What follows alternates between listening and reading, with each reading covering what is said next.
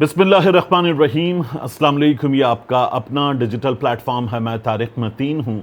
वल्लाहु खैरुल माकिरीन। अल्लाह सबसे बेहतर तदबीर फरमाने वाला है। वही बचाएगा मेरे देश को बलाओं से, जो बारिश में शजर से घोंसला गिरने नहीं देता, क्योंकि उसकी तदबीर तमाम तदाबीर की इमाम है। आज 9 मई है। मेरा आपसे आज के दिन ये पहला इंटरेक्शन 9 मई हमारे यहाँ गुज़श्ता कुछ अरसे में सबसे बड़ा दिन बन गया, क्योंकि हुकूमत 9 मई की बेनिफिशरी और 9 मई हुकूमत की इंश्योरेंस पॉलिसी और पाकिस्तान तहरीक इंसाफ और इस्टेब्लिशमेंट के दरमियान जो कुछ हुआ, जो हो रहा है, हुकूमत उस पर इंजॉय कर रही है। इस तमाम तर सूरत हाल पर इस वीडियो में बात करेंगे। लेकिन जो कुछ रात 12 बजे से ज़रा पहले मेरे और आपके साथ इस हुकूमत ने किया, अब उसका कच्चा चट्ठा खुल रहा है। कैसे किया है? जाहिर है कि जो जानकार हैं वो चीज़ें बता रहे हैं। बैनुल-अक़वामी मार्केट में जो हफ्तावार रिव्यू है ना, जुमे को रिव्यू का नतीजा आता है, तो बैनुल-अक़वामी मार्केट में पेट्रोल की कीमत में कुल कमी हुई 21 पैसे और हुकूमत ने इसके बावजूद टैक्स में 17 रुपये 91 पैसे फी लीटर इजाफा किया। कीमत 415 रुपये तक पहुंचा दी है। ये मुआशी मैनेजमेंट किस किस्म की है? ये अब इस हुकूमत पर सवाल उठ रहा है। हुकूमत अब पेट्रोल पर ले रही है 117 रुपये 50 पैसे फी लीटर लेवी। 117 रुपये 50 पैसे पर लीटर। IMF के साथ तयशुदा लेवी है 80 रुपये। IMF के साथ जो हुकूमत ने एग्रीमेंट किया है वो है 80 रुपये और हुकूमत ले रही है 117 रुपये 50 पैसे। यानी कि ये हुकूमत ले रही है इस वक्त 37 रुपये 50 पैसे IMF से भी ऊपर।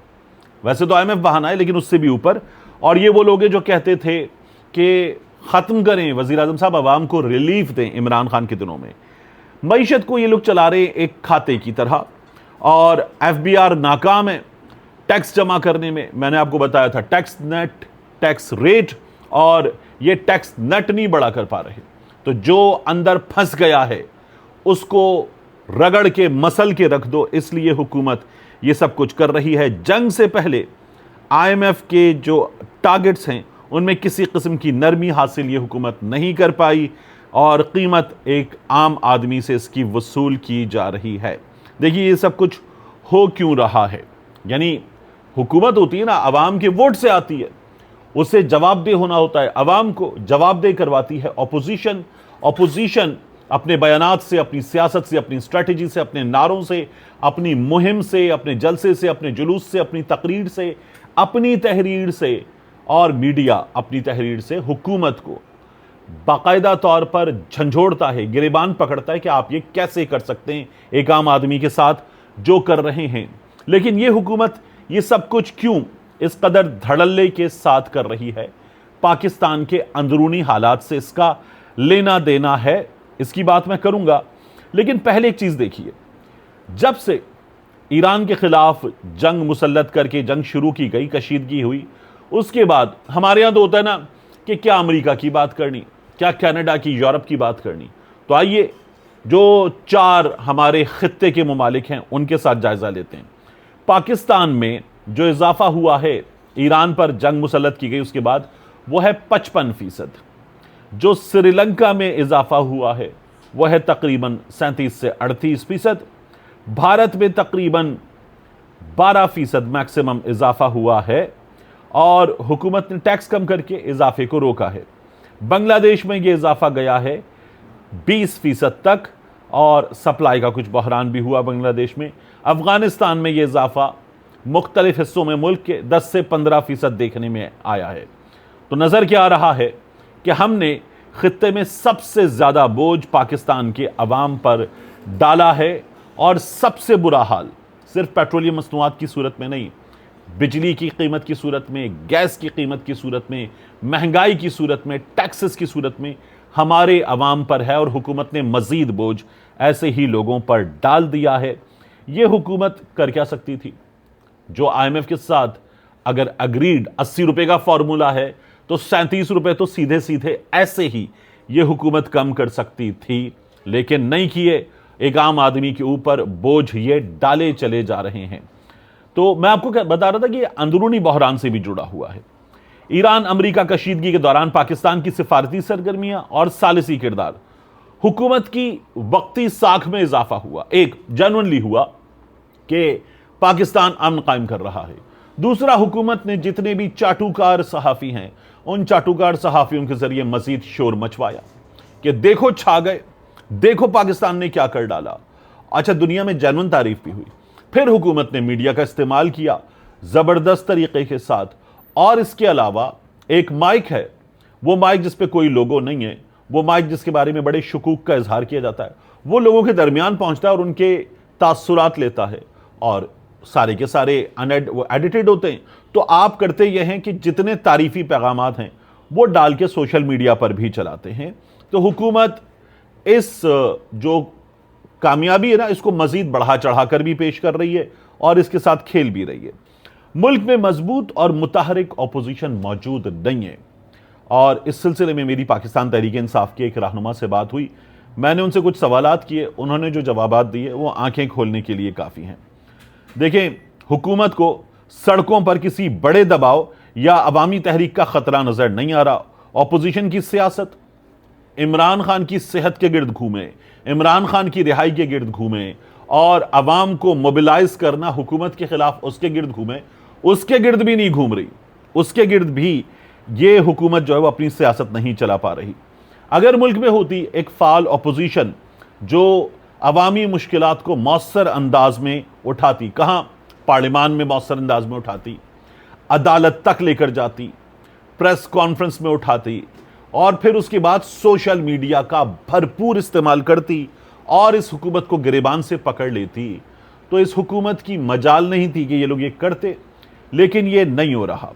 حکومت کو بھی اور ساتھ میں ریاستی اداروں کو بھی یہ حقیقت اس وقت نظر انداز نہیں کرنی چاہیے کہ مہنگائی بالآخر عوامی برداشت کو متاثر کرتی ہے، کر رہی ہے، اور ان کا تو سارا کا سارا بیانیہ یہی تھا کہ عمران خان نے معیشت تباہ کر دی، یہ ان کا بیانیہ تھا۔ حالانکہ معیشت تباہ نہیں، معیشت بہتر ہوئی تھی، جتنی جابز کریٹ ہوئی مثالی ہے، جو ہماری جی ڈی پی گروتھ تھی عمران خان کے دنوں میں مثالی ہے، ہمارے ریزروز ہائیسٹ لیول پر گئے مثالی ہے، ہماری ایکسپورٹس ہائیسٹ لیول پر گئیں مثالی ہے، اور ایک ایسی حکومت جو پہلی بار اقتدار میں آئی تھی اس نے یہ سب کچھ کر کے دکھایا تھا۔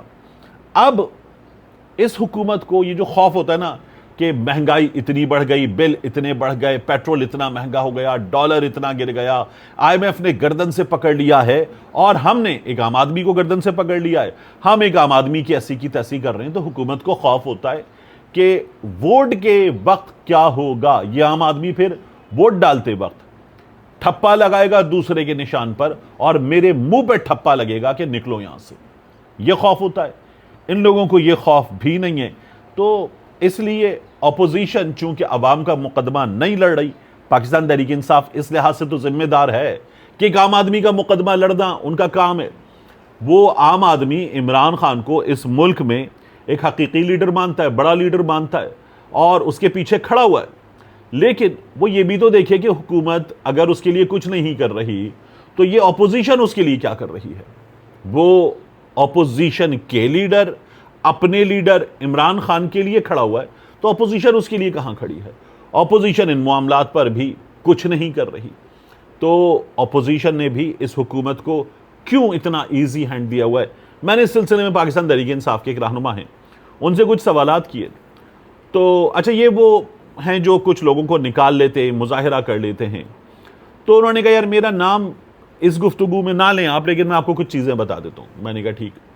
کہنے کے بعد یہ کہ ہماری پارٹی ابھی ایک بھرپور عوامی احتجاج اس عوامی مسئلے پر، عمران خان کے مسئلے پر نہیں، اس عوامی مسئلے پر بھی نہیں کر پا رہی۔ میں نے کہا کیوں؟ کہنے لگے آپ دیکھیں عالمگیر خان محسود کے ساتھ، دعویٰ خان صابر کے ساتھ جو ہوا، جو ہمارے دیگر رہنماؤں کے ساتھ کراچی میں ہوا، ہم مہنگائی کے خلاف احتجاج کر رہے تھے، ہمیں کراچی میں گرفتار کیا گیا، اور گرفتار کرنے کے بعد پرانے پرچے ڈال دیے گئے، جواری بنا دیا گیا، اور دعویٰ خان صابر بیچارے کی بیٹی کی شادی، اس شادی پر پرول پر رہائی ہوئی۔ وہ تو کراچی میں، یہاں سندھ میں پاکستان پیپلز پارٹی والے ہیں تو پرول پر رہائی ہو بھی گئی، ورنہ ہم نے کیا دیکھا تھا، شہریار آفریدی کے گھر میں 3 میتیں ہوئیں، رہائی نہیں مل رہی تھی بیچارے کو، گھر میں سگوں کی، بھائیوں کی اموات، اور رہائی نہیں مل رہی تھی شہریار خان آفریدی کو۔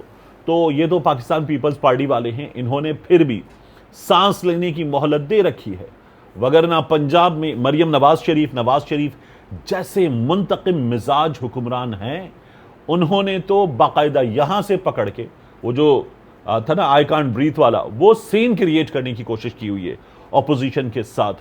تو انہوں نے کہا یار ہمارے اوپر پرچے ہوتے ہیں، ہم احتجاج کا نام لیں تو احتجاج سے پہلے گھروں تک پہنچتے ہیں، ہمیں اٹھاتے ہیں، ہمیں اٹھانے کے ساتھ ہم نہ ملیں تو بچوں کو، بھائیوں کو اٹھایا جاتا ہے، فیملی کے لوگوں کو اٹھایا جاتا ہے، خواتین سے بدتمیزی کی جاتی ہے، خوف و ہراس میں مبتلا کیا جاتا ہے، توڑ پھوڑ کی جاتی ہے، اور پھر اس کے بعد شامت آتی ہے کاروبار کی۔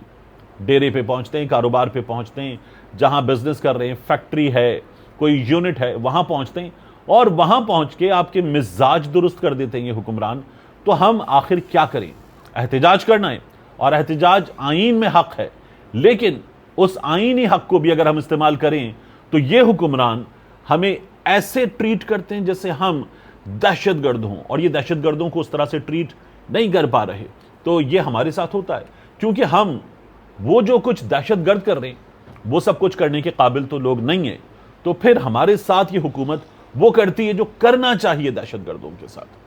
ہمارے گھر گرائے جائیں گے، ڈیرے گرائے جائیں گے، کاروباری مراکز گرائے جائیں گے، لوگ گرفتار کیے جائیں گے، ہمارے مینیجر، منشی، یہ لوگ گرفتار کیے جائیں گے، اور اس کے بعد جب گرفتاری کے بعد ضمانت ہونے لگے تو ایک اور پرچہ، پھر ایک اور پرچہ، اور پھر تشدد، یہ سب کچھ کیا گیا ہے۔ اس لیے بتائیے کہ آپ کا جو سوال ہے کہ احتجاج کیا جائے، کیسے کیا جائے، تو میں نے کہا جب آپ عمران خان کے لیے نہیں کر پا رہے تو آپ عام آدمی کے لیے کیسے کریں گے؟